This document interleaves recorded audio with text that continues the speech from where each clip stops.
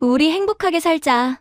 지훈의 아내 세라가 결혼식을 하던 그 시각, 여보, 어머니가 돌아가셨어. 시어머니 장례식 날 세라는 다른 남자와 결혼식을 하고 있었습니다. 네가 사람이야! 어떻게 이딴 짓을 할 수가 있어? 당장이라도 쫓아가 난장판을 만들고 싶었지만 발인이 먼저였습니다. 물려받을 재산도 없는 당신, 빨리 버려야지. 아내는 그렇게 가장 힘든 순간, 가장 잔인하게 나를 짓밟았습니다. 이제 보여줄게. 내가 어머니께 받은 걸로 무엇을 할 수 있는지를. 세라는 몰랐어요. 시어머니가 죽기 전까지 뭘 숨겼는지를요. 이야기 시작 전 구독, 좋아요 부탁드려요. 어디서 듣고 계신지도 댓글로 알려주시면 그곳으로 행운이 깃들 거예요. 병원 복도에는 냄새가 있습니다. 소독약 냄새, 오래된 공기 냄새, 그리고 이름을 붙이기 어려운 무언가의 냄새. 강지우는 매일 저녁 그 냄새를 맡으며 304호 문을 밀었습니다. 분식집에서 묻어온 기름 냄새가 채 가시지 않은 손으로 어머니 이명숙의 손을 감싸쥐었습니다. 언제나 차가운 손이었습니다. 오늘도 차가웠어요. 그 옆에 윤세라가 앉아 있었습니다. 반짝이는 금속 장식이 달린 가방이 침대 옆 의자 등받이에 걸려 있었고 세라의 눈은 핸드폰 화면 위에 내려앉아 있었습니다. 손가락이 쉬지 않고 움직였어요. 이따금 짧게 웃음소리가 났습니다. 병실 저 너머 복도에서는 간호사 카트 바퀴가 굴러가는 소리가 들렸고 링거 기계가 규칙적으로 소리를 냈습니다. 세라는 그 소리들 사이에서도 핸드폰에서 눈을 떼지 않았습니다. 간호사 2명이 복도 끝에서 낮게 소곤거렸습니다. 저 며느리 병원에 왜 저렇게 차려입고 오는 거야? 한 명이 세라의 가방 쪽으로 눈짓을 했습니다. 다른 한 명이 말없이 고개를 끄덕였어요. 지우는 그 소리를 들었는지 못 들었는지 어머니 손만 바라보고 있었습니다. 간병이 시작된 지 사흘째 되던 날이었습니다. 세라가 명숙의 담요를 끌어올려 드리며 물었습니다. 어머님, 그 상가 건물은 이제 어떻게 하실 거예요? 명숙은 눈을 감은 채로 한참 있었습니다. 대답이 없었어요.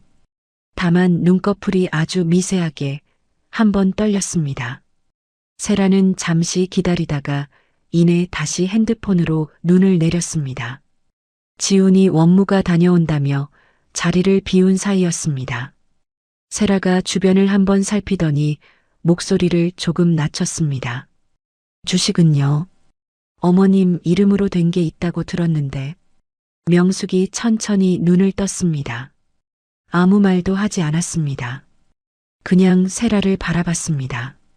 오래, 가만히. 그 눈빛 앞에서 세라는 더 말을 잇지 못하고 시선을 창밖으로 돌렸습니다. 원무가 창구에서 지우는 이번 달 치료비 영수증을 받아들었습니다.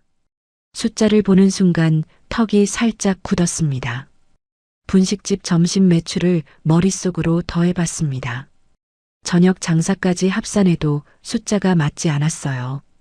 그는 아무 말 없이 영수증을 반으로 접어 주머니 깊숙이 밀어 넣었습니다. 그리고 병실로 돌아와 아무 표정도 짓지 않았습니다. 어머니 발끝에서 솜니부를 고르게 폈습니다. 며칠이 더 지났습니다. 세라가 또 말을 꺼내려는 참이었습니다. 명숙이 먼저 입을 열었습니다. 줄 재산 없다. 남은 건 병원비뿐이야. 짧고 조용한 말이었습니다. 그런데 그 말을 하는 동안 명숙의 눈은 세라에게서 한 번도 떠나지 않았습니다. 세라의 손이 담요 위에서 멈췄습니다. 잠깐이었어요. 이내 세라는 그러세요라고 짧게 답하고 핸드폰을 꺼내 들었습니다. 그날 저녁이었습니다. 지훈이 어머니 발을 주무르고 있는데 세라가 병실 밖 복도로 나갔습니다. 잠시 후 낮은 목소리가 문틈으로 흘러들어왔습니다. 아직 확인이 안 됐어. 생각보다 없는 것 같은데. 누구와 통화하는 것인지, 무엇을 확인한다는 것인지. 지훈의 손이 잠깐 멈췄다가 다시 천천히 움직였습니다. 다음 날 세라는 병원에 오지 않았습니다. 문자 한 줄이었어요. 오늘 좀 피곤해서. 지훈은 핸드폰을 내려놓고 어머니의 발을 다시 두 손으로 감쌌습니다. 차갑고 앙상한 발이었습니다. 병실 형광등이 하얗게 켜져 있었고 창밖에는 바람소리가 낮게 깔려 있었습니다. 지훈은 아무 말도 하지 않았습니다. 어머니도 마찬가지였습니다. 두 사람은 그냥 그렇게 오래 있었어요. 그 즈음이었습니다. 지훈의 지인 하나가 분식집에 들렀다가 말을 꺼냈습니다. 야, 세라, 씨 요즘 어떤 사람이랑 자주 다니던데. 지훈이 웃으며 무슨 소리야라고 했습니다. 그런데 웃음이 입가에 채 머물기도 전에 눈썹이 미세하게 좁혀졌습니다. 지인은 더 말하지 않았고 지훈도 더 묻지 않았습니다. 국물을 한번 저었습니다. 천천히. 그날 밤 늦게 명숙이 지훈 모르게 전화를 한 통 걸었습니다. 짧은 통화였습니다. 목소리가 낮았고 또렷했습니다. 내일 병원으로 와요. 서류 챙겨오고. 전화를 끊은 명숙은 천장을 바라보며 오래 있었습니다. 링거줄이 흔들렸습니다. 한참 뒤 명숙이 조용히 아들 손목을 잡았습니다. 지훈아. 낮고 조용한 목소리였습니다. 사람 볼 때는 돈 앞에 세워봐야 해. 그때 보이는 얼굴이 진짜야. 지훈은 무슨 말씀이세요? 어머니라며 웃었습니다. 그런데 그 웃음이 채 가시기도 전에 눈가가 뜨겁게 달아올랐습니다. 참았습니다. 어머니 손을 더 꽉 쥐었어요. 창밖으로 저녁 노을이 지고 있었습니다. 주황빛이 병실 바닥 위로 길게 들어왔습니다. 명숙은 그 빛을 바라보며 오래 있었습니다. 눈도 깜빡이지 않았습니다. 무언가를 오래전부터 알고 있던 사람의 얼굴이었습니다. 아주 오래전부터. 다음 날 아침이었습니다. 병원 주차장 한쪽에 세라의 차가 세워져 있었습니다. 엔진은 꺼져 있었고 세라는 운전석에 앉아 백미러를 보며 립스틱을 고르고 있었어요. 새빨간 립스틱이었습니다. 입술선을 따라 정성스럽게 바르고 티슈로 한번 눌러 마무리했습니다. 그리고 그대로 시동을 걸었습니다. 병실 쪽으로는 걸어가지 않았어요. 차가 주차장을 빠져나갔습니다. 그날 오후 세라의 SNS에 새 게시물이 올라왔습니다. 햇살이 잘 드는 카페 창가 사진이었습니다. 김이 오르는 커피잔 옆에 작은 케이크가 놓여 있었고 세라의 손이 예쁘게 찍혀 있었습니다. 소소한 오후의 여유라는 글귀와 함께였어요. 지훈의 지인 하나가 그 게시물을 보고 잠시 화면을 들여다보다가 조용히 핸드폰을 내려놓았습니다. 병원은 지훈 혼자 지켰습니다. 그 다음 날도 그 다다음 날도. 지훈이 처음으로 말을 꺼낸 건 일주일쯤 지난 저녁이었습니다. 퇴근하고 집에 들어서자마자였어요. 세라는 소파에 앉아 드라마를 보고 있었습니다. 지훈이 가방을 내려놓으며 물었습니다. 왜 요즘 병원을 안 와? 세라가 리모컨 볼륨을 줄이며 돌아봤습니다. 나도 개인적인 일이 있는 사람이야. 맨날 나만 가야 해? 지훈은 아무 말도 하지 못했습니다. 그냥 서 있었습니다. 세라는 다시 드라마 쪽으로 고개를 돌렸어요. 며칠 뒤 명숙이 먼저 말을 꺼냈습니다. 세라 요즘 안 보이네. 지훈이 바빠서요라고 했습니다. 명숙은 고개를 끄덕였습니다. 더 묻지 않았어요. 창밖을 바라봤습니다. 창문에는 겨울 햇살이 옅게 걸려 있었고 명숙의 눈은 그 빛을 오래 바라봤습니다. 어떤 말이 목 안에서 맴돌다 들어간 것 같은 얼굴이었습니다. 그날 저녁 분식집에서였습니다. 단골 지인이 국물을 마시다가 슬쩍 말을 꺼냈습니다.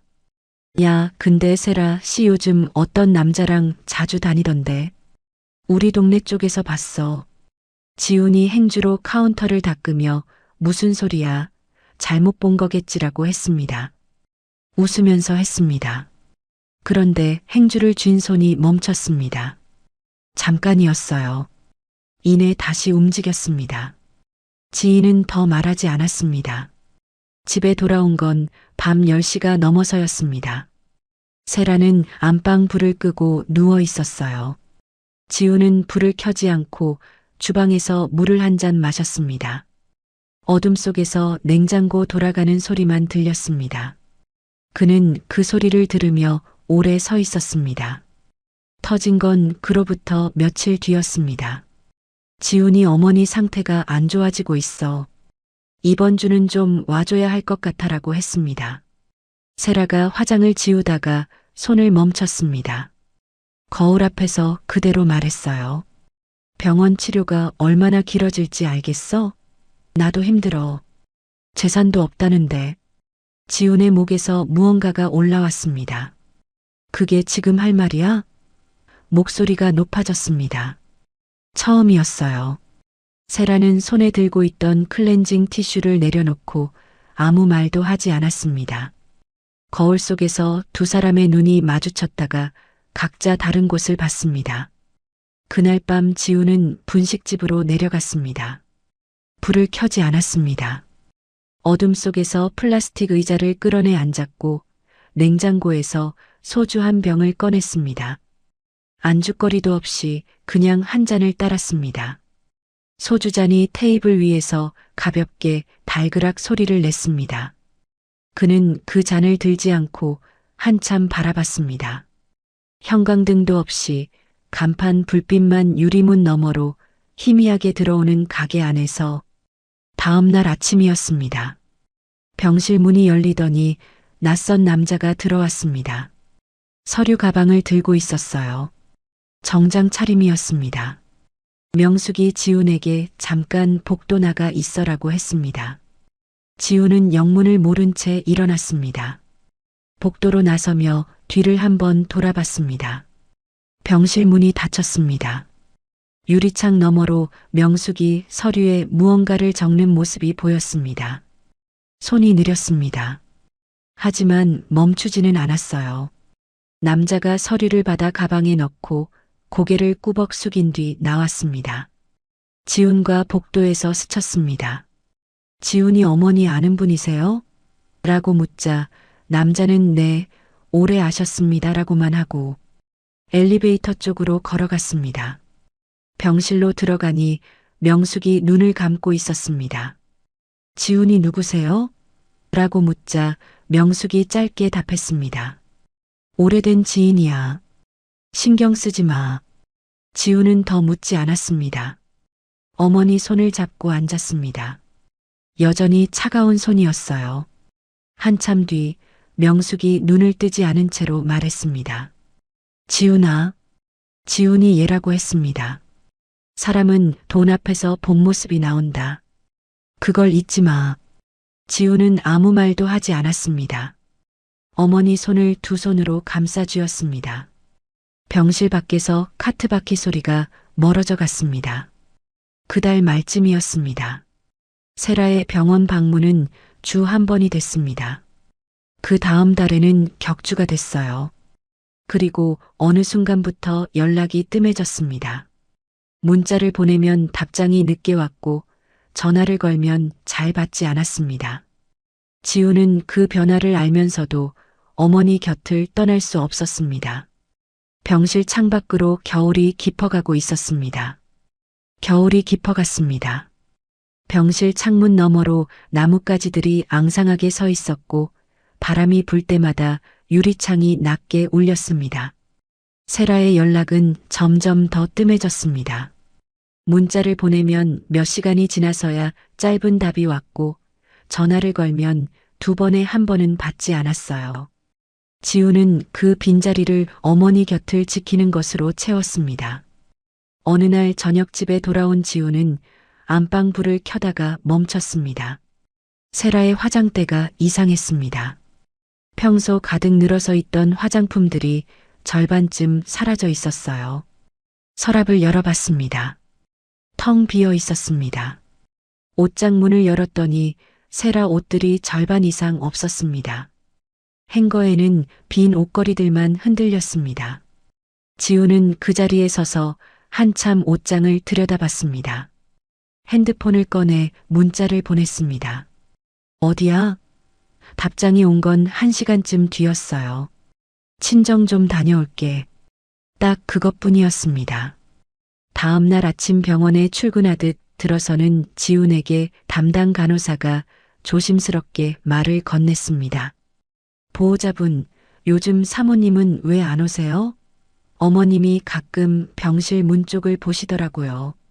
지훈이 잠깐 멈췄다가 웃으며 답했습니다. 제가 더 자주 올게요. 간호사는 더 말하지 않았습니다. 지훈은 병실 문을 밀고 들어가 아무렇지 않은 얼굴로 어머니 곁에 앉았습니다. 세라에게 전화를 건 건 그날 오후였습니다. 신호가 2번 울리다가 연결이 됐습니다. 그런데 전화기 너머로 낯선 소리가 들렸어요. 남자 목소리였습니다.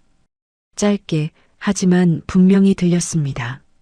곧바로 세라의 목소리가 황급하게 끼어들었습니다. 나 지금 바빠.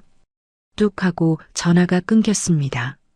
지우는 핸드폰을 귀에서 천천히 내렸습니다.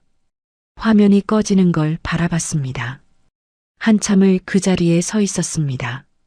그날 저녁 늦게 병원을 나서다가 지우는 원목실 앞을 지나쳤습니다. 문이 조금 열려 있었습니다. 목사님이 어머니 곁에 앉아 낮은 목소리로 기도를 드리고 있었어요. 지우는 발걸음을 멈췄습니다. 문틈으로 들여다봤습니다. 명숙이 2 손을 가슴 위에 모으고 눈을 감고 있었습니다. 목사님의 기도 소리 사이로 명숙의 입술이 아주 작게 움직였습니다. 우리 아들 잘 살게 해주세요. 그 소리가 들렸는지 안 들렸는지 지우는 문에서 등을 돌렸습니다. 복도 끝으로 걸어갔습니다. 유리창 밖에는 어둠이 깔려 있었습니다. 상태가 급격히 나빠진 건 어느 늦은 밤이었습니다. 지훈이 병실에서 졸다가 링거 기계 경고음에 눈을 떴습니다. 간호사들이 빠르게 들어왔고 지훈은 복도로 밀려났습니다. 차가운 복도 벽에 등을 기댔습니다. 핸드폰을 꺼내 세라에게 전화를 걸었습니다. 신호음이 울렸습니다. 받지 않았어요. 다시 걸었습니다.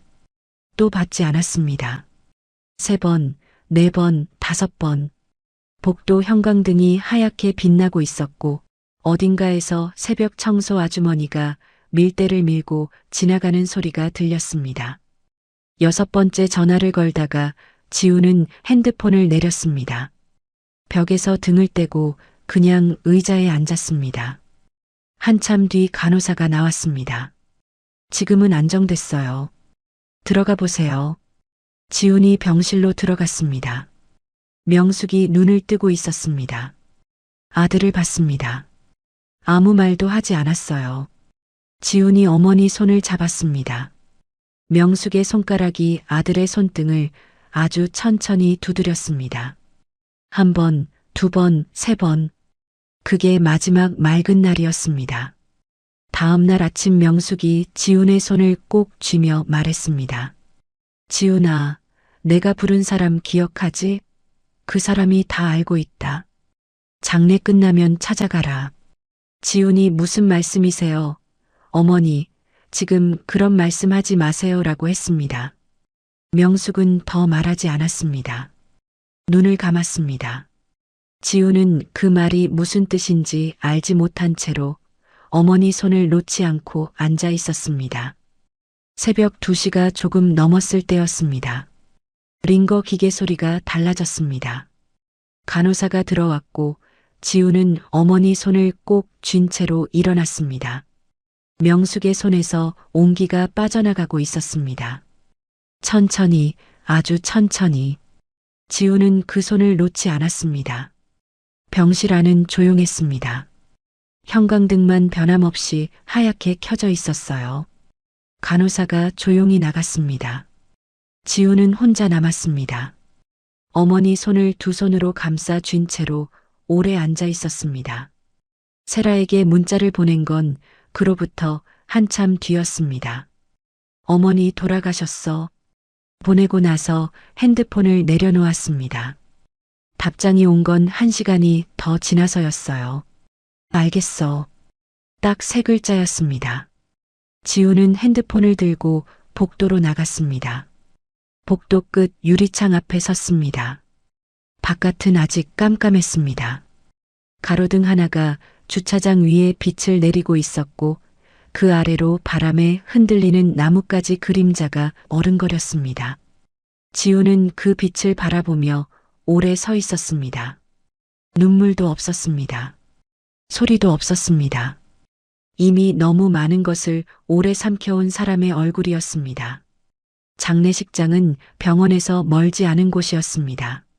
지훈이 절차를 마치고 상주 자리에 섰을 때 밖에는 차가운 바람이 불고 있었어요.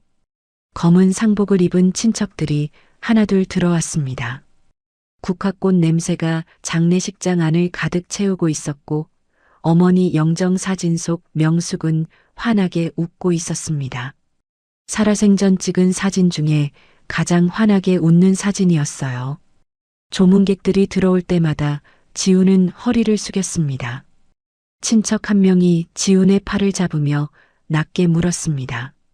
며느리는 어디 있어? 상주 옆에 있어야지. 지훈이 곧 올 거예요 라고 했습니다. 1시간쯤 뒤 또 다른 친척이 같은 말을 했습니다. 세라는?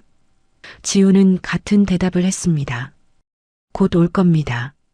3번째로 같은 질문이 나왔을 때 지훈은 그냥 웃으며 고개를 숙였습니다. 아무 말도 하지 않았어요. 화장실을 다녀오는 길에 지훈은 구석진 복도에서 핸드폰을 꺼냈습니다. 세라에게 전화를 걸었습니다. 신호음이 길게 울리다가 끊겼습니다. 다시 걸었습니다. 이번엔 2번 울리다가 끊겼어요. 누군가 받지 않으려고 끄는 것 같은 타이밍이었습니다. 3번째에는 아예 전원이 꺼져 있었습니다. 지우는 핸드폰을 주머니에 넣고 상주 자리로 돌아왔습니다. 허리를 펴고 똑바로 섰습니다. 발인을 2시간 앞둔 시각이었습니다. 조문객 중 지훈과 오래 알고 지낸 사람 하나가 장례식장 한쪽 구석으로 지훈을 불렀습니다. 얼굴이 굳어 있었습니다. 뭔가를 말하려다 말려다 하더니 결국 핸드폰을 꺼내 지훈 앞에 내밀었습니다. 이거 혹시 형수님 아니야? 목소리가 낮고 조심스러웠습니다. 화면에는 영상이 재생되고 있었습니다. 흰 웨딩드레스를 입은 여자가 꽃길을 걷고 있었어요. 얼굴이 보였습니다. 세라였습니다. 옆에는 키가 크고 양복을 차려입은 남자가 서 있었고 하객들이 박수를 치고 있었습니다. 웨딩홀 어딘가에서 축가가 흘러나왔고 화면 아래에는 세라의 인스타그램 계정 이름이 찍혀 있었습니다. 실시간 라이브였습니다. 올린 지 1시간도 채 되지 않은 영상이었어요. 지우는 그 화면을 바라봤습니다. 손도 움직이지 않았습니다. 눈도 깜빡이지 않았어요. 영상 속에서 축가가 계속 흘렀습니다. 하객들의 웃음소리가 들렸습니다. 장례식장 안에서는 조문객들이 향을 피우고 있었고 어머니 영정 앞에는 국화꽃이 하얗게 쌓여 있었습니다. 지우는 핸드폰을 들고 있던 사람에게 조용히 돌려줬습니다. 고마워. 그 말만 했습니다. 상주 자리로 돌아오는 지훈의 걸음은 흐트러지지 않았습니다. 허리를 폈습니다. 들어오는 조문객에게 허리를 숙였습니다. 또 허리를 숙였습니다. 친척이 지훈아, 괜찮아? 라고 물었습니다. 지훈이 네라고 했습니다. 그게 전부였어요. 발인이 시작됐습니다. 운구차가 장례식장 앞에 섰고 어머니의 관이 천천히 실렸습니다. 지훈이 그 뒤를 따랐습니다. 찬바람이 얼굴을 스쳤습니다. 주머니 속 핸드폰이 묵직하게 느껴졌습니다. 화면은 꺼져 있었어요. 화장터에서 기다리는 동안 지우는 의자에 앉아 두 손을 무릎 위에 올려놓고 있었습니다. 아무것도 하지 않았습니다. 친척이 옆에 앉아 말을 건네도 짧게 답했습니다. 바깥에서 바람이 창문을 흔들었고 대기실 텔레비전에서는 소리 없이 뉴스가 흘렀습니다. 지우는 그 화면을 보지 않았습니다. 그냥 정면을 바라보고 앉아 있었어요. 납골당에 어머니를 모시는 건 오후 늦게였습니다. 지훈이 혼자 절을 올렸습니다. 납골함 앞에 국화 한 송이를 꽂았습니다. 어머니가 평생 좋아하던 꽃이었어요. 하얗고 소박한 꽃. 지훈은 한참 그 앞에 쪼그려 앉아 있었습니다. 무슨 말을 하려다가 하지 않았습니다. 그냥 납골함을 바라봤어요. 집으로 돌아온 건 저녁 8시가 넘어서였습니다. 현관문을 열었습니다. 불이 꺼져 있었습니다. 불을 켰습니다. 거실이 눈에 들어왔어요. 소파 위에 세라가 두고 간 담요가 개켜져 있었고 신발장에는 세라의 신발이 없었습니다. 안방 문을 열었습니다. 옷장이 텅 비어 있었습니다. 화장대 위에는 아무것도 없었어요. 서랍을 열어봤습니다. 마찬가지였습니다. 주방으로 나왔습니다. 싱크대 위에 커피잔 하나가 남겨져 있었습니다. 세라가 쓰던 잔이었어요. 안에 커피 자국이 말라붙어 있었습니다. 지우는 그 잔을 들지 않고 오래 바라봤습니다. 냉장고 돌아가는 소리만 들렸습니다. 집 안 어디에서도 사람 소리가 나지 않았습니다. 지우는 그 커피잔을 싱크대에 엎어두고 불을 껐습니다. 어둠 속에서 창밖으로 가로등 불빛이 들어왔습니다. 그 빛 속에 서서 지우는 한참 있었습니다. 눈물도 없었습니다. 분노도 없었습니다. 다만 입술이 아주 조금 굳게 다물어졌습니다. 무언가를 결심한 사람의 입술이었습니다. 사흘이 지났습니다. 지우는 분식집 문을 열었습니다. 셔터를 올리고 가스불을 켜고 국물을 올렸습니다. 손이 알아서 움직였습니다. 오전 10시가 되자 단골 할머니가 문을 밀고 들어왔어요. 지훈을 보더니 말없이 보자기를 풀었습니다. 반찬통 서너 개가 나왔습니다. 멸치볶음, 깍두기, 시금치나물. 어머니 돌아가셨다는 얘기 들었어. 밥은 먹고 다니냐? 할머니가 카운터 위에 반찬통을 하나씩 올려놓으며 말했습니다. 지훈이 잘 먹고 있어요 라고 했습니다. 할머니는 그 말을 믿지 않는 눈으로 지훈을 한번 바라봤다가 아무 말 없이 자리에 앉았습니다. 점심 장사를 마치고 설거지를 하는데 문득 어머니 목소리가 떠올랐습니다. 내가 부른 사람 기억하지? 그 사람이 다 알고 있다. 장례 끝나면 찾아가라. 지우는 손을 멈췄습니다. 수도꼭지에서 물이 계속 흘렀습니다. 병원 복도에서 스쳐 지나갔던 그 남자의 뒷모습이 떠올랐습니다. 서류 가방을 들고 고개를 꾸벅 숙이고 엘리베이터 쪽으로 걸어가던 사람. 지우는 물을 잠그고 앞치마에 손을 닦았습니다. 주머니에서 핸드폰을 꺼냈습니다. 어머니 오래된 수첩에서 번호를 찾는데 1시간이 걸렸습니다. 수첩은 서랍 깊숙이 있었어요. 빼곡하게 적힌 이름들 사이에서 지우는 천천히 페이지를 넘겼습니다. 흐릿한 연필 자국들, 몇 번이나 더 쓴 흔적들. 그러다 한 장에서 손이 멈췄습니다. 이름 옆에 별표가 하나 그려져 있었습니다. 번호를 눌렀습니다. 전화는 바로 연결됐습니다. 상대방은 지훈이 이름을 말하자마자 아, 기다리고 있었습니다라고 했습니다. 목소리가 낮고 차분했어요. 언제 한번 뵐 수 있을까요? 지훈이 내일 괜찮으세요? 라고 했습니다. 네, 제가 찾아뵙겠습니다. 다음 날 오후 분식집 문이 열렸습니다. 어제 연락했던 그 남자였습니다. 병원 복도에서 봤던 그 사람이 맞았습니다. 서류 가방을 들고 조용히 들어와 자리에 앉더니 가방을 열었습니다. 서류들이 테이블 위에 하나씩 놓였습니다. 지우는 그 서류들을 바라봤습니다. 상가 세 채입니다.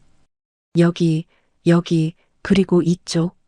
남자가 서류를 짚어가며 설명했습니다.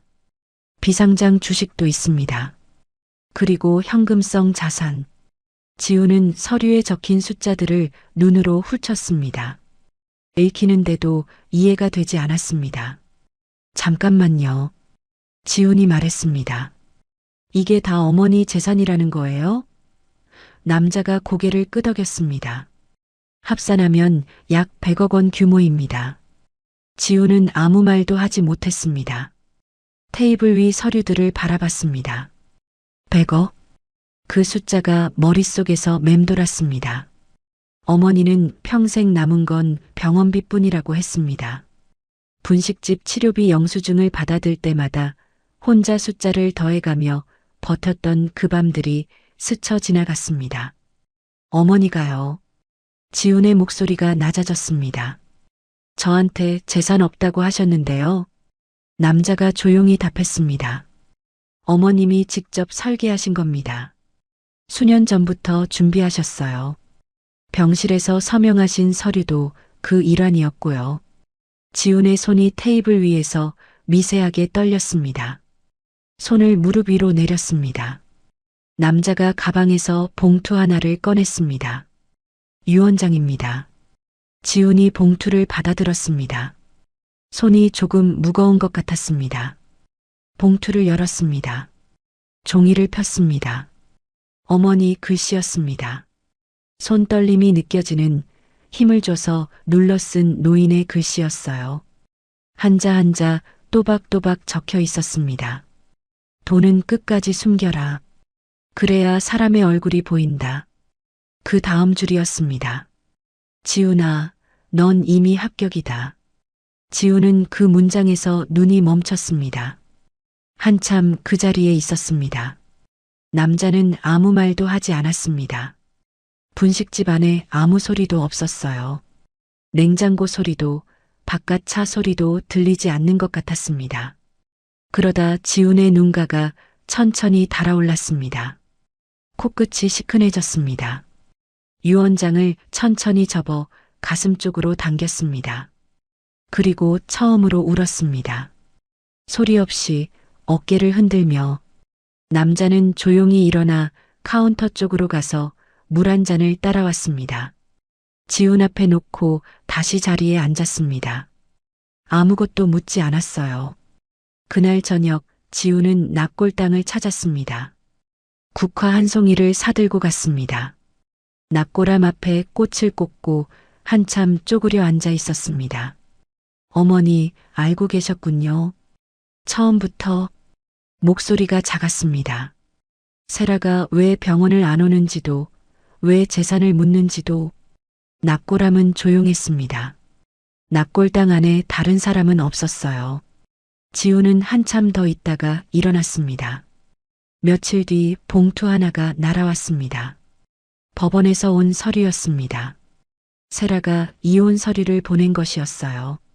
안에는 혼인 해소 관련 서류와 함께 세라의 서명이 찍혀 있었습니다. 새 남편과 혼인신고를 마쳤다는 내용도 있었습니다. 지훈은 서류를 펼쳐 천천히 읽었습니다. 다 읽고 나서 지훈은 서명란에 이름을 적지 않았어요. 그저 서랍장에 넣고 닫아버렸습니다. 서류를 서랍에 넣으면서 지훈은 낡은 수첩을 꺼냈습니다. 새 페이지를 폈습니다. 연필을 들었어요. 그리고 이름 세 글자를 적었습니다. 박태준. 연필 소리가 조용한 가게 안에 작게 울렸습니다.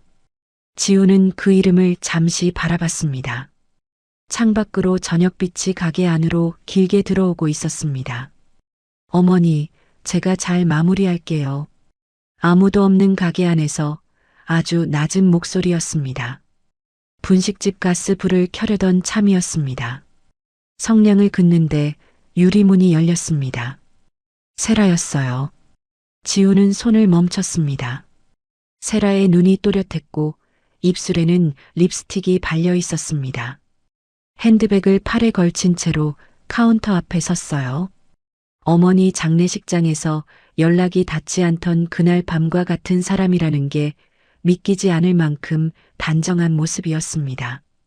세라가 핸드백 안으로 손을 넣었습니다. 봉투를 꺼내 카운터 위에 던지듯 올려놓았어요. 봉투가 미끄러지며 카운터 끝에 아슬하게 걸쳤습니다. 사인해. 그게 전부였습니다.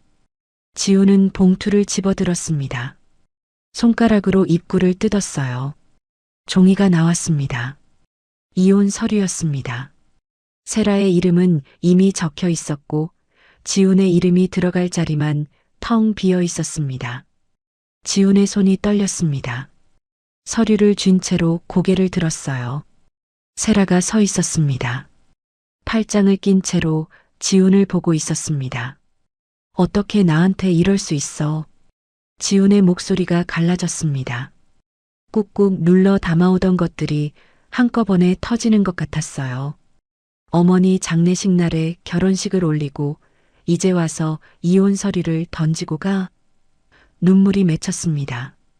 참으려 했지만 눈가가 뜨겁게 달아오르며 볼을 타고 흘러내렸습니다.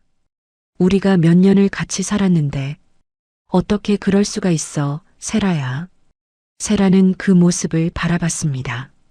눈 하나 깜짝하지 않았어요. 핸드백 끈을 고쳐주며 천천히 입을 열었습니다. 솔직하게 말해줄까? 지훈이 눈물을 닦으며 세라를 봤습니다. 세라의 목소리는 차가웠습니다. 그럼 내가 상속할 재산도 없는 시한부 노인 병수발을 끝까지 하고 돈도 없는 너랑 계속 살 거라 생각했어? 분식집 안이 조용해졌습니다. 가스 불 위에서 국물이 끓는 소리만 낮게 깔렸어요. 지우는 아무것도 하지 못했습니다. 손에 들린 서류가 미세하게 흔들렸습니다. 세라가 돌아섰습니다. 유리문이 열렸다가 닫혔어요. 골목의 구두 소리가 멀어졌습니다. 그 소리가 완전히 사라지고 나서도 지우는 한참 그 자리에 서 있었습니다. 어머니 얼굴이 떠올랐습니다. 병실에서 세라를 바라보던 그 눈빛이요. 말 한마디 없이 오래 가만히 바라보던 눈빛. 지우는 눈을 감았습니다. 그날 저녁 지우는 가게에 불을 끄지 않고 오래 앉아 있었습니다. 서류를 카운터 위에 펼쳐두고 바라봤어요. 서명란이 비어 있었습니다. 펜을 집었다가 내려놓았습니다. 다시 집었다가 또 내려놓았어요. 결국 서류를 접어 서랍 안에 밀어넣고 불을 껐습니다. 어둠 속에서 천천히 일어났습니다. 사흘이 지났습니다. 점심 장사가 끝나고 설거지를 하고 있는데 유리문이 열리는 소리가 났습니다. 돌아보지 않아도 알 수 있었어요. 구두 소리가 익숙했습니다. 세라였습니다. 이번엔 카운터 앞에 서자마자 말했습니다. 사인했어? 지훈이 고무장갑을 벗으며 돌아봤습니다. 아직? 세라의 눈썹이 올라갔어요. 왜? 뭘 더 생각해? 지훈이 수도를 잠그며 천천히 답했습니다. 생각할 게 있어서. 세라가 핸드백을 고쳐들었습니다. 질질 끌지 마. 나 기다릴 시간 없어. 지훈이 세라를 바라봤습니다. 사흘 전과 달랐어요. 눈물이 없었습니다. 그냥 조용히 오래 바라봤습니다. 세라가 그 눈빛을 마주치더니 시선을 피했습니다. 카운터 위를 봤다가 벽을 봤다가 다시 지훈을 봤어요. 왜 그렇게 봐? 지훈이 낮게 말했습니다. 어머니가 맞았어. 세라가 눈살을 찌푸렸습니다. 무슨 소리야? 지훈은 더 말하지 않았습니다. 서랍을 열어 서류를 꺼냈어요. 펜을 집었습니다. 서명란에 이름을 또박또박 적었습니다. 손이 흔들리지 않았습니다. 서류를 접어 세라 앞에 밀었어요. 세라가 서류를 집어들었습니다. 펼쳐서 서명을 확인하고 봉투에 넣었어요. 돌아서려다가 발걸음이 멈췄습니다. 지훈을 한번 봤어요. 무언가 말하려는 것 같았습니다. 입이 열릴 듯 했다가 닫혔습니다. 세라는 그냥 유리문을 밀고 나갔습니다. 지우는 세라가 사라진 골목을 바라봤습니다. 구두 소리가 멀어지고 골목이 다시 조용해졌어요. 가게 안으로 오후 햇살이 길게 들어오고 있었습니다. 지우는 그 빛 속에서 카운터 서랍을 열었습니다. 며칠 전 우편으로 받았던 이혼 서류와 낡은 수첩을 꺼냈어요. 서명하지 않은 이혼 서류는 휴지통에 버리고 낡은 수첩에 새 페이지를 펼치고 연필을 들었습니다. 이름 세 글자를 적었습니다. 박태준. 그 아래에 천천히 세 단어를 더 적었어요. 믿기, 자금, 만기일. 연필을 내려놓으며 수첩을 바라봤습니다. 서두르지 않는 사람의 얼굴이었습니다. 박태준이라는 이름을 수첩에 적은 날부터였습니다. 지우는 달라졌습니다. 눈에 띄게 달라진 건 아니었어요. 분식집 문은 여전히 같은 시간에 열렸고 국물은 여전히 같은 불 위에서 끓었습니다. 단골 손님들은 아무것도 눈치채지 못했습니다. 하지만 지우는 매일 저녁 셔터를 내리고 나면 카운터에 앉아 노트를 펼쳤습니다. 연필을 들고 숫자를 적고 줄을 긋고 다시 적었습니다. 박태준 건설. 지훈이 처음 그 이름을 들은 건 장례식장에서였습니다. 조문객 하나가 세라 옆에 서 있던 남자를 아는 눈치였어요. 박 회장 아들이래. 건설회사 물려받은. 그 말이 귓가에 남아 있었습니다. 지훈은 그 이름을 가지고 조용히 시작했습니다. 먼저 회사 건물을 찾아갔습니다. 직접 들어가지는 않았습니다. 길 건너편에 서서 바라봤어요. 건물 입구에는 번드르르한 금속 간판이 붙어 있었고 주차장에는 외제차들이 줄지어 서 있었습니다. 유리 외벽이 햇빛을 받아 번쩍였습니다. 그런데 지훈의 눈은 그 번쩍임이 아니라 다른 곳을 보고 있었습니다. 건물 외벽 모서리였습니다. 페인트가 들떠 있었어요. 미세한 균열이 사선으로 가 있었습니다. 보지 않으면 모를 정도였지만 보면 보였습니다. 아는 사람을 통해 태준 회사 직원 하나를 만난 건 그로부터 며칠 뒤였습니다. 동네 조용한 커피숍이었어요. 퇴사한 지 2달 됐다는 직원은 아메리카노 잔을 두 손으로 쥐며 말했습니다. 월급이 2달째 밀렸어요. 저만 그런 게 아니라 다들 그랬고요. 잠깐 뜸을 들이다가 이어 말했습니다. 근데 대표님은 그 와중에 차 바꿨어요. 외제차로. 지우는 수첩에 아무것도 적지 않았습니다. 그냥 듣기만 했어요. 커피잔을 한번 들었다가 내려놓으면서 고개를 끄덕였습니다. 집으로 돌아와 지우는 서류들을 펼쳤습니다. 세무대리인이 따로 챙겨준 자료들이었습니다. 태준 회사의 재무 관련 공개 자료였어요. 지우는 숫자들을 천천히 짚어나갔습니다. 빌린 돈이 많았습니다. 부동산 개발 사업에 끌어다 쓴 대출 잔액이 자산 규모에 비해 지나치게 컸어요. 현금은 거의 없었습니다. 들어오는 돈보다 나가는 돈이 많은 구조였습니다. 지우는 연필로 숫자 하나에 동그라미를 쳤습니다. 그리고 그 옆에 짧게 적었습니다. 스스로 무너질 구조. 그 무렵이었습니다. 세라의 인스타그램에 새 게시물이 올라왔습니다. 지훈이 그걸 본 건 우연이었어요. 누군가 공유한 게시물이 화면에 떴습니다. 신혼여행 사진이었습니다. 바다가 보이는 호텔 수영장, 흰 모래사장, 그리고 세라의 손목에 감긴 새 시계. 태준이 옆에 서서 웃고 있었습니다. 지우는 화면을 2번 봤습니다. 그리고 조용히 껐습니다. 수첩을 폈습니다. 연필을 들었습니다. 며칠 뒤 단골 아저씨가 분식집에 들어오다가 카운터 위 노트를 힐끗 봤습니다. 사장님 요즘 무슨 공부해요? 지훈이 노트를 덮으며 웃었습니다. 투자 공부요. 아저씨가 분식집 사장님이 투자를요? 라며 웃고 자리에 앉았습니다. 지훈도 따라 웃으며 국물을 떠올렸습니다. 법인 설립 전문가를 찾아간 건 그 다음 주였습니다. 사무실은 작고 조용한 곳이었어요. 지훈이 자리에 앉아 상대방이 어떻게 도와드릴까요라고 물었습니다. 지훈이 말했습니다. 법인을 하나 만들어야 합니다. 제 이름이 드러나지 않는 구조로요. 상대방이 잠시 지훈을 바라봤습니다. 그리고 천천히 고개를 끄덕이며 서류를 꺼냈습니다. 사무실을 나오는 길에 지훈의 오래된 친구에게서 전화가 왔습니다. 변호사 일을 하는 친구였어요. 야, 나한테 법인 얘기 물어보길래 내가 알아봤는데 이거 괜찮겠어? 괜히 엮이는 거 아니야? 지훈이 걸음을 멈추지 않고 답했습니다. 복수가 아니야. 잠깐 사이가 있었습니다. 자업자득을 도와주는 것뿐이야.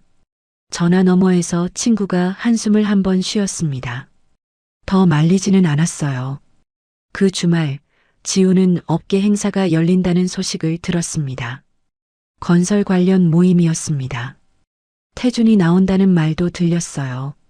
지훈은 아는 사람 명의로 자리를 하나 잡았습니다. 행사장 뒤쪽 구석 자리였습니다. 태준은 앞쪽에 있었어요. 양복을 잘 차려입고 명함을 돌리고 크게 웃으며 악수를 했습니다. 이번 사업 규모가 어마어마합니다. 업계가 다 주목하고 있어요. 목소리가 컸습니다. 주변 사람들이 고개를 끄덕였습니다. 지훈은 그 모습을 멀리서 바라봤습니다. 음료잔을 들고 조용히 서서 오래 집으로 돌아온 밤이었습니다. 지훈은 분식집 카운터에 앉아 수첩을 폈습니다. 지금까지 모아온 것들을 천천히 다시 읽었습니다. 빌린 돈의 규모, 현금 흐름의 구조, 태준의 성격, 그리고 페이지 한가운데에 세 가지를 적었습니다. 미끼, 자금, 만기일, 연필을 내려놓았습니다. 수첩을 덮었습니다. 가게 안은 조용했고 간판 불빛만 유리문 너머로 희미하게 들어왔습니다. 지훈은 그 빛 속에서 오래 앉아 있었습니다. 서두르지 않는 사람의 얼굴이었습니다. 수첩에 적힌 세 단어였습니다. 미끼, 자금, 만기일. 지훈은 그 순서대로 움직였습니다. 서두르지 않았습니다. 분식집은 여전히 같은 시간에 문을 열었고 국물은 여전히 같은 불 위에서 끓었습니다. 달라진 건 저녁이었어요. 셔터를 내리고 나면 지훈은 전화를 걸거나 사람을 만나거나 조용히 어딘가를 다녀왔습니다. 첫 번째로 움직인 건 미끼였습니다. 지훈이 찾아간 사람은 업계에서 오래 일한 브로커였습니다. 사무실도 없이 카페를 전전하며 일하는 사람이었어요. 지훈과는 오래전 거래처를 통해 얼굴을 튼 사이였습니다. 지훈이 커피를 한 잔 사놓고 말했습니다. 좋은 정보 하나 시장에 풀어줬으면 해요. 해외 배터리 회사 납품 독점권이 매물로 나왔다고. 브로커가 눈을 가늘게 뜨며 물었습니다. 진짜예요? 지훈이 천천히 고개를 끄덕였습니다. 진짜처럼 들리게 해주면 됩니다.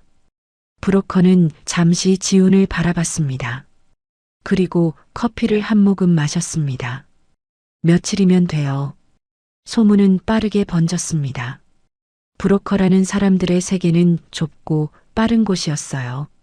일주일도 채 되지 않아 그 정보는 여러 사람의 입을 거쳐 업계 안을 돌았습니다. 해외 배터리 회사, 납품 독점권, 선점하면 몇 년치 수익이 보장된다는 말이 덧붙여졌습니다. 정보는 돌면서 살이 붙었어요. 그 정보가 태준의 귀에 들어간 건 열흘쯤 지나서였습니다. 태준의 측근 하나가 먼저 입수의 보고를 올렸어요. 태준은 보고를 듣다가 몸을 앞으로 기울였습니다. 이거 선점하면 대박이잖아. 측근이 아직 확인이 안 된 정보라서요라고 했습니다. 태준이 손을 내저었습니다. 확인하다가 남 먼저 뺏기면 어떡해. 빨리 움직여야지. 투자 설명회가 열린 건 그로부터 며칠 뒤였습니다.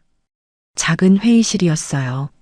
설명회를 주선한 사람은 브로커였고 참석자는 태준과 그의 측근 2명이었습니다. 지우는 그 자리에 없었습니다. 브로커만 있었어요. 설명이 시작됐습니다. 해외 배터리 공장의 위치, 납품 계약 조건, 예상 수익률, 자료가 그럴듯하게 꾸며져 있었습니다. 태주는 앞장을 넘기며 연신 고개를 끄덕였습니다. 측근 하나가 이 수익률이 좀 과한 것 같은데요 라고 했습니다. 태준이 고개를 들었습니다. 사업이 다 그렇지. 크게 벌려면 크게 들어가야 해. 그게 끝이었어요. 설명회가 끝나고 나오는 길에 세라가 태준의 팔을 잡으며 물었습니다. 그 투자 정말 괜찮아요? 생각보다 금액이 크던데. 태준이 세라를 내려다보며 웃었습니다. 당신은 몰라도 돼. 이번에 크게 한 방 터진다고. 세라는 더 묻지 않았습니다. 태준의 팔에 기대며 따라 웃었어요. 문제는 자금이었습니다. 태준이 계산을 해보니 수중에 있는 돈만으로는 부족했습니다. 은행을 찾아갔습니다. 담당자가 서류를 검토하더니 난색을 표했습니다. 현재 대출 잔액이 많아서 추가 대출은 어렵습니다. 태준이 목소리를 높였습니다. 내가 누구 앞으로 온 줄 알아요? 박 회장 아들이야. 담당자는 표정을 바꾸지 않았습니다. 죄송합니다. 규정상 어렵습니다. 태준은 의자에서 일어나 나왔습니다. 주차장에서 담배를 한 대 피웠습니다. 연기를 길게 내뿜으며 핸드폰을 꺼냈습니다. 그 무렵 태준에게 연락이 하나 들어왔습니다. 단기로 자금을 빌려줄 수 있는 법인이 있다는 얘기였어요. 브로커를 통해 소개된 곳이었습니다. 태준은 만나겠다고 했습니다. 약속 장소는 시내 한 호텔 로비였습니다. 법인 측에서 나온 사람은 조용하고 말이 적은 중년 남자였어요. 서류를 꺼내 테이블 위에 놓았습니다. 30억입니다. 6개월 만기일에 일시 상환 조건이고요. 태준이 서류를 훑었습니다. 빠르게 대충이었어요. 숫자만 봤습니다. 조건은 꼼꼼히 읽지 않았습니다. 계약서 마지막 장을 펼쳤습니다. 펜을 집었습니다. 그 서명이 이루어지는 시각, 지우는 분식집 카운터에 앉아 있었습니다. 핸드폰이 짧게 울렸습니다. 문자 한 줄이었어요. 지우는 그것을 읽고 핸드폰을 내려놓았습니다. 그리고 벽에 걸린 달력을 바라봤습니다. 오늘 날짜에서 6달을 셌습니다. 손가락으로 짚어가며 천천히. 그 날짜에 눈이 멈췄습니다. 지우는 자리에서 일어나 달력 앞으로 걸어갔습니다. 그리고 그 날짜에 동그라미를 쳤습니다. 연필로 힘을 줘서. 가게 안에는 아무 소리도 없었습니다. 냉장고 소리만 낮게 깔려 있었어요. 그 사이 태준과 세라의 일상은 화려하게 흘러갔습니다. 새 아파트 인테리어가 시작됐고 태준은 차를 또 바꿨습니다. 세라의 인스타그램에는 새 가구, 새 식기, 새 조명 사진이 올라왔어요. 우리 집 드디어 완성이라는 글귀와 함께였습니다.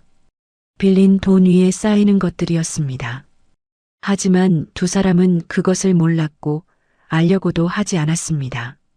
달력의 동그라미는 조용히 기다리고 있었습니다.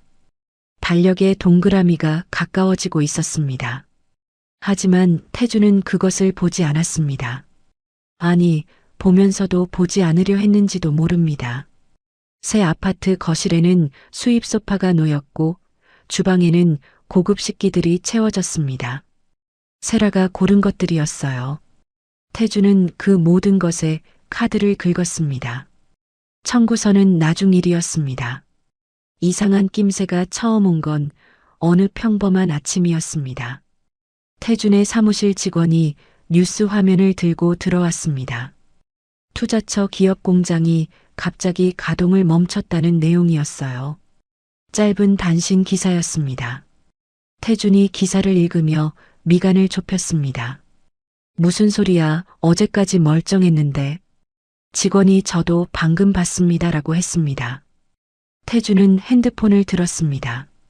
투자처 담당자에게 전화를 걸었습니다. 신호음이 울렸습니다. 받지 않았어요. 다시 걸었습니다. 또 받지 않았습니다. 3번, 4번, 5번. 태준의 얼굴이 조금씩 굳어갔습니다. 6번째에는 아예 연결이 되지 않았습니다. 없는 번호라는 안내음이 흘러나왔어요. 태준은 핸드폰을 책상 위에 내려놓았습니다. 천천히. 그리고 창밖을 바라봤습니다. 아무 말도 하지 않았습니다. 담당자가 잠적했다는 사실이 확인된 건 그날 오후였습니다. 직원이 직접 공장으로 찾아갔다가 빈손으로 돌아왔어요. 공장 문이 잠겨 있었습니다. 관리인도 없고 연락처도 없었습니다. 태준이 의자에서 일어나 창가로 걸어갔습니다. 유리창에 손을 짚었습니다. 바깥에는 맑은 하늘이 펼쳐져 있었습니다. 아무것도 모르는 하늘이었습니다. 자금이 전부 묶였습니다. 투자처로 보낸 돈이 돌아오지 않았어요. 회사 통장 잔액이 바닥을 드러냈습니다. 태주는 재무 담당자를 불렀습니다. 숫자들이 테이블 위에 펼쳐졌습니다. 들어올 돈은 없고 나가야 할 돈은 쌓여 있었어요. 만기일이 한 달 앞으로 다가와 있었습니다. 30억? 일시상환. 태주는 그 숫자를 손가락으로 짚었습니다. 손끝이 차가웠습니다. 그 즈음 세라가 백화점에서 카드를 긁다가 단말기 앞에서 멈췄습니다. 결제 거절이었어요. 직원이 조심스럽게 한도 초과인 것 같습니다라고 했습니다. 세라가 다른 카드를 꺼냈습니다. 마찬가지였습니다. 세라는 기계가 이상한가 봐요라며 웃었습니다.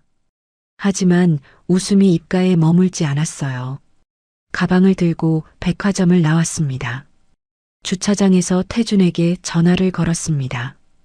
태준이 받지 않았습니다. 집에서 태준을 기다린 건 밤 10시가 넘어서였습니다.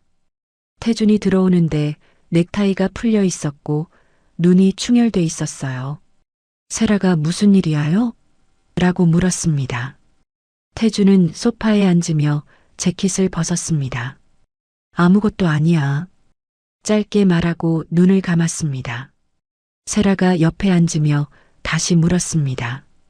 카드가 오늘 2개나 안 됐어요. 뭔가 문제 있는 거 아니에요? 태준이 눈을 뜨지 않은 채로 말했습니다. 피곤해. 나중에 얘기해. 세라는 더 말하지 않았습니다. 거실 불을 끄고 안방으로 들어갔어요. 만기일 30일 전 상환 요구 공문이 태준 회사로 날아왔습니다. 법인 명의였습니다. 봉투를 뜯은 직원이 들고 들어오는데 얼굴이 하였습니다. 태준이 서류를 받아 읽었습니다. 만기일까지 30억 원 전액을 일시 상환하라는 내용이었어요. 연장은 없다고 적혀 있었습니다. 태준이 서류를 테이블에 내려놓았습니다. 그리고 직원들을 둘러봤습니다. 아무도 먼저 말하지 않았습니다. 태준은 전화를 돌리기 시작했습니다.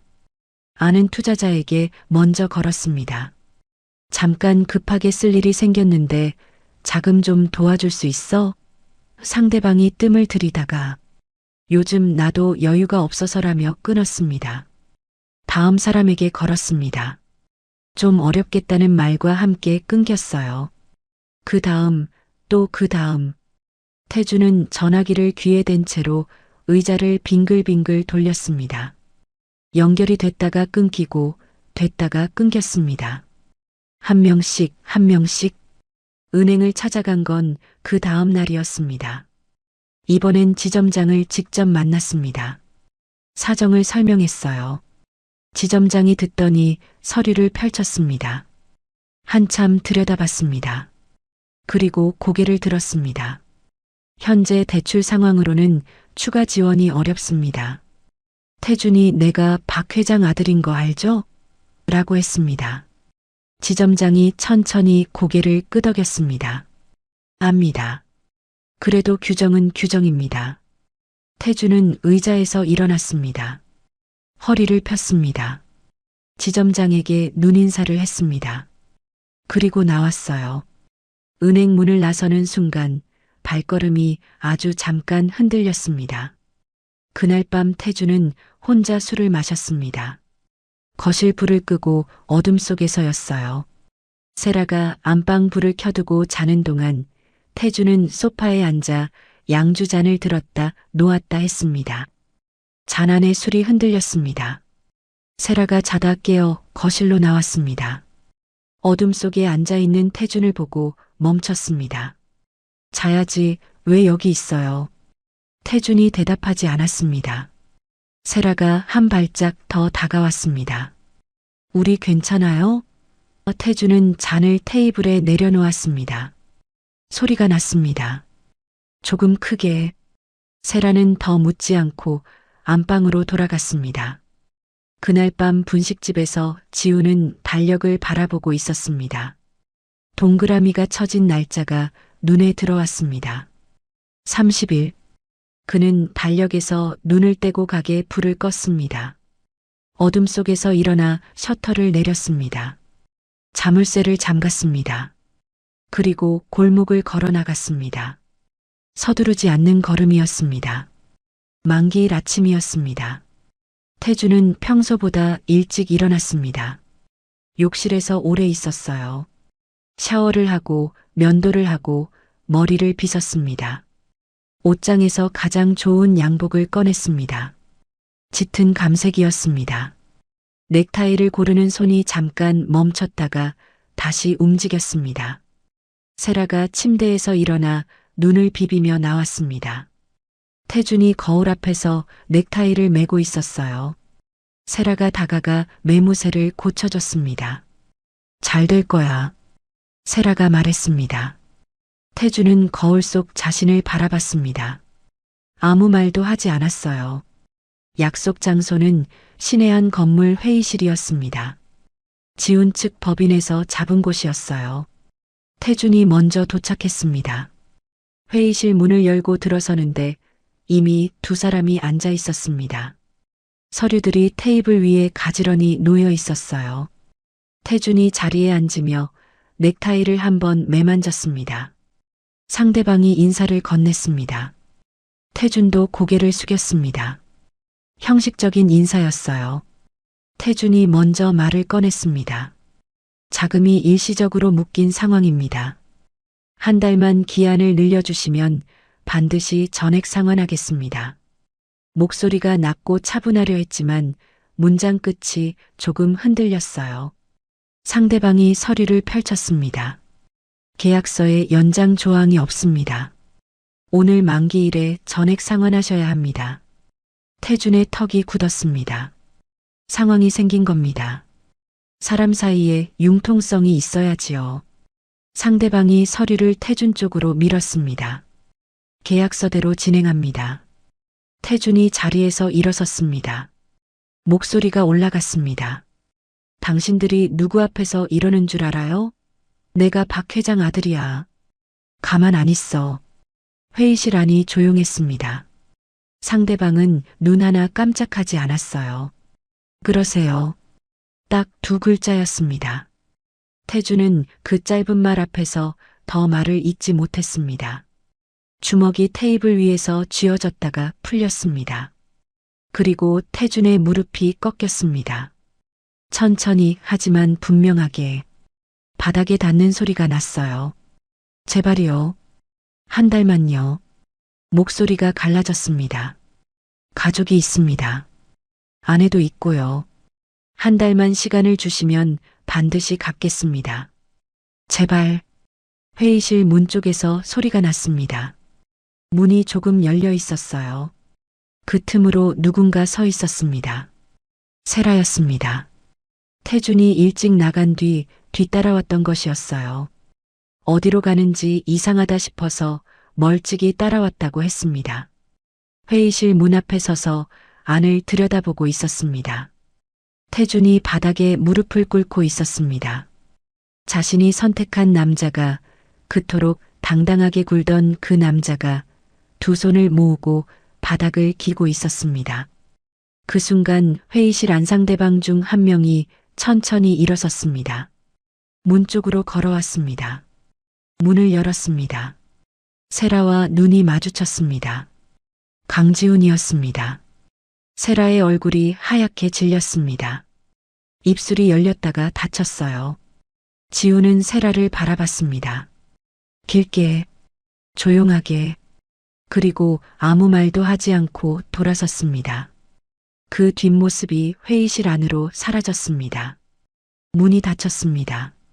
세라는 그 자리에 서 있었습니다. 복도가 텅 비어 있었어요. 형광등이 하얗게 켜져 있었습니다. 어디선가 에어컨 돌아가는 소리만 들렸습니다. 세라의 손에서 가방이 스르르 내려왔습니다. 바닥에 닿지 않게 겨우 쥐고 있었어요. 회의실 안에서는 상환 절차가 진행됐습니다. 태준이 자리로 돌아와 앉았습니다. 얼굴이 붉었고 눈이 충혈돼 있었어요. 서류에 도장을 찍는 손이 떨렸습니다. 상대방은 서류를 정리했습니다. 가방을 닫았습니다. 자리에서 일어나며 고개를 숙였습니다. 수고하셨습니다. 그 말이 회의실 안에 떠 있다가 사라졌습니다. 그날 오후부터 일이 빠르게 움직였습니다. 채권단에서 먼저 연락이 왔습니다.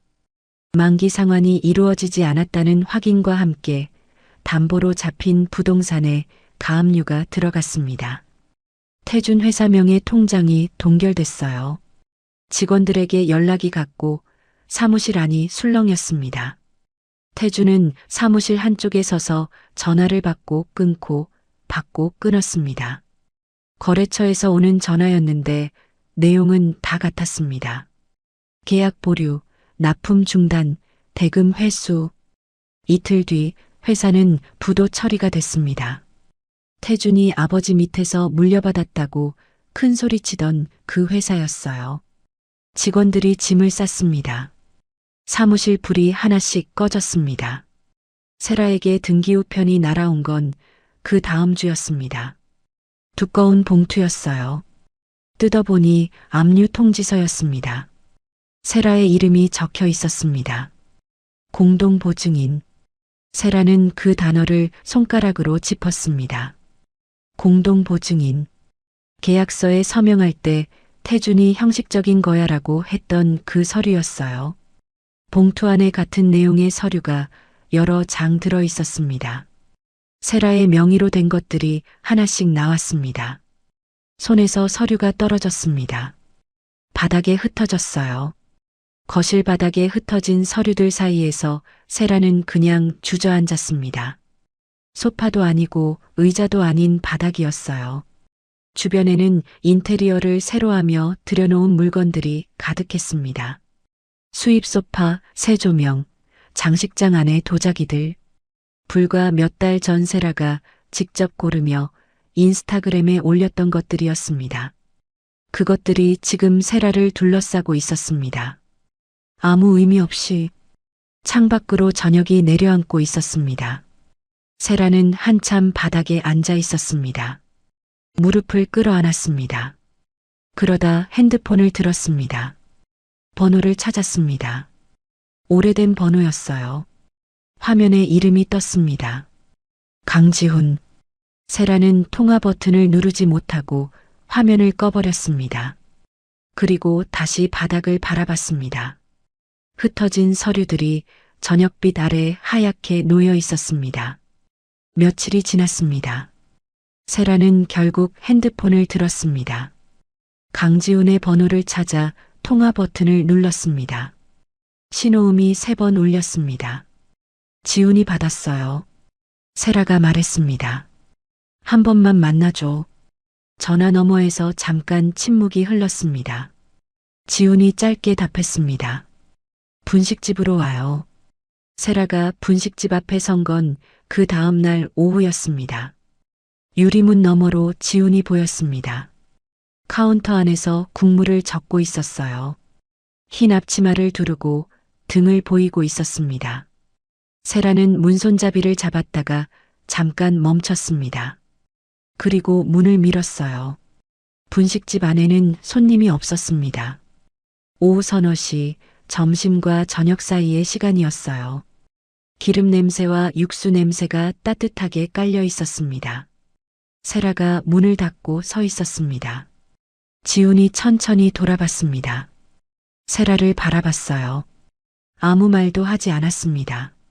세라는 전과 달랐습니다. 명품 가방도 없었고 공들여 한 화장도 없었어요. 눈밑이 어두웠고 입술이 말라 있었습니다. 코트 자락이 바람에 쓸려왔는지 한쪽이 접혀 있었는데 세라는 그것도 모르는 것 같았습니다. 지우는 그 모습을 바라봤습니다. 위아래로 훑지 않았어요. 그냥 정면으로 오래. 세라가 먼저 말했습니다. 한 번만 용서해줘. 목소리가 낮았습니다. 내가 너무 잘못했어. 알아. 다 알고 있어. 말을 잇지 못하고 입술을 깨물었습니다. 어머님 장례식 날에 내가 그런 짓을 했는데 용서해달라고 하는 게 말이 안 된다는 것도 알아.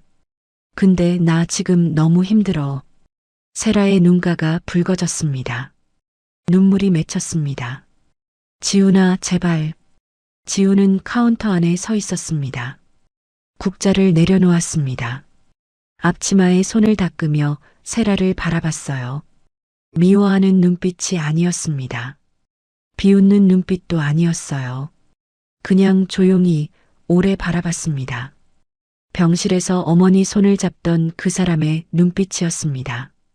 지훈이 입을 열었습니다. 목소리가 낮고 차분했어요. 넌 돈을 보고 사람을 골랐어. 세라의 눈물이 볼을 타고 흘렀습니다. 난 사람을 보고 돈을 썼을 뿐이야. 짧은 말이었습니다. 그게 전부였어요. 지훈은 더 말하지 않았습니다. 변명도 없었고 비난도 없었습니다. 그냥 그것뿐이었어요. 세라가 무언가를 더 말하려고 입을 열었습니다. 그 순간 지훈이 카운터 안쪽에서 걸어 나왔습니다. 유리문 쪽으로 걸어갔어요. 문을 열었습니다. 세라를 향해 비켜섰습니다. 나가라는 뜻이었습니다. 세라는 한참 지훈을 바라봤습니다. 지훈은 문을 잡은 채로 바닥을 보고 있었어요. 세라가 천천히 걸어 나갔습니다. 문이 닫혔습니다. 소리도 없이 천천히 유리문 너머로 세라의 뒷모습이 보였습니다. 골목을 걸어가다가 한 번 멈췄습니다. 돌아볼 것 같았어요. 하지만 돌아보지 않았습니다. 그냥 걸어갔습니다. 골목 끝을 돌아 사라졌습니다. 지훈은 그 자리에 서서 골목을 바라봤습니다. 한참 있었어요. 그리고 카운터 안으로 들어가 다시 국자를 들었습니다. 그로부터 한 달이 지났습니다. 지훈은 서류 작업을 시작했습니다. 분식집 테이블 위에 서류들이 펼쳐졌어요. 재단 설립 서류였습니다. 이명숙 장학재단. 어머니 이름 석자가 서류 맨 위에 적혀 있었습니다. 지훈은 그 이름을 손가락으로 한번 짚었습니다. 그리고 서류를 읽어 내려갔습니다. 단골 할머니가 그날도 문을 밀고 들어왔습니다. 테이블에 펼쳐진 서류들을 보더니 뭐 하는 거예요? 라고 물었습니다. 지훈이 고개를 들며 웃었습니다. 오랜만에 나오는 웃음이었어요. 장학재단 만들려고요. 어머니 이름으로. 할머니가 서류를 들여다봤습니다. 한참 보더니 잘하네라고 했습니다.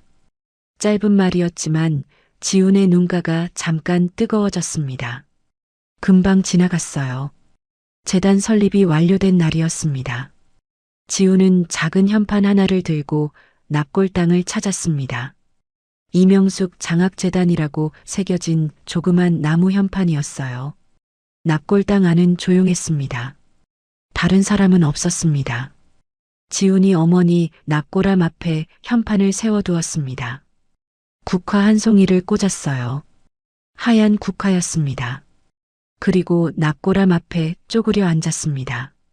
어머니, 목소리가 낮았습니다. 돈은 끝까지 숨기라고 하셨죠. 그래야 사람 얼굴이 보인다고. 납골당 안은 아무 소리도 없었습니다. 보였어요. 다. 지우는 거기서 한참 말을 잇지 못했습니다. 눈가가 달아오르고 코끝이 시큰해졌어요. 참으려 했습니다. 참아지지 않았습니다. 눈물이 볼을 타고 내려왔습니다. 닦지 않았습니다. 그냥 두었어요. 어머니가 저를 믿어주셨잖아요. 넌 이미 합격이라고. 목소리가 떨렸습니다. 저도 어머니를 믿었어요. 처음부터.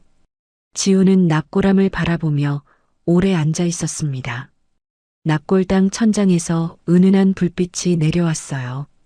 국화꽃이 그 빛을 받아 하얗게 빛났습니다. 첫 장학금 수여식은 이른 봄이었습니다. 작은 행사장이었어요. 동네 도서관 강당을 빌렸습니다. 접이식 의자가 줄지어 있었고 앞쪽에는 어린 학생들이 앉아 있었습니다. 15명이었어요. 고등학생 10명, 대학생 5명. 저마다 손에 봉투를 들고 있었습니다. 지훈이 단상 앞에 섰습니다. 마이크를 잡았어요. 준비한 말이 있었는데 막상 학생들 얼굴을 보니 그 말이 다 달아났습니다. 잠깐 있다가 말했습니다. 우리 어머니가 평생 해주신 말씀이 있어요. 조용한 강당에 지훈의 목소리가 낮게 퍼졌습니다. 사람 볼 때는 돈 앞에 세워봐야 한다고. 학생들이 조용히 듣고 있었어요. 근데 저는 오늘 이 자리를 보면서 다르게 생각합니다. 돈이 사람을 시험하기도 하지만 돈을 어떻게 쓰느냐가 그 사람을 만들기도 한다고.